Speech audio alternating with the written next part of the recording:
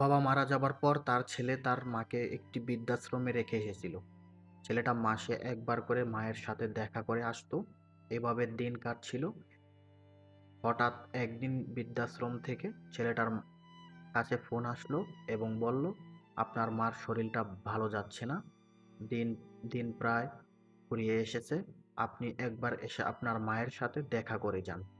খবর শুনে ছেলেটা দ্রুত বৃদ্ধাশ্রমে আসলো। এসে মায়ের পাশে বসলো এবং মাকে বলল, মা, তোমার কিছু দরকার হলে বলো, আমি এনে দেই।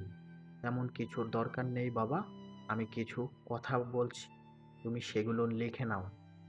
এই বৃদ্ধাশ্রমের ভাঙা দরজাগুলো ঠিক করে দিও, কেননা শীতের সময় রাতে যখন প্রচণ্ড শীত নামে তখন এখানকার সকল বৃদ্ধা ঠান্ডায় কাঁপতে থাকে।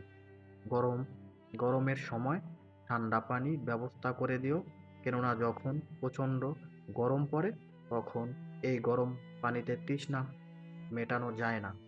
সম্ভব হলে এই বৃদ্ধাশ্রমের রান্নাঘরটাও ভালো করে দিও, কেননা রান্নাঘরের সমস্যার কারণে অনেক দিন আমাকে না খেয়ে থাকতে হতো। ছেলেটা এগুলো শুনে বেশ অবাক হয়ে গেল।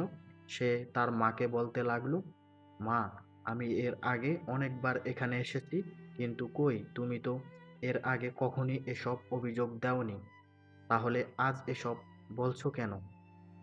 মা বলল, বাবা, আমি তো এখানে থেকে থেকে শীত, গরম ও খাবারের সমস্যাগুলোর সাথে অভ্যস্ত হয়ে গেছি।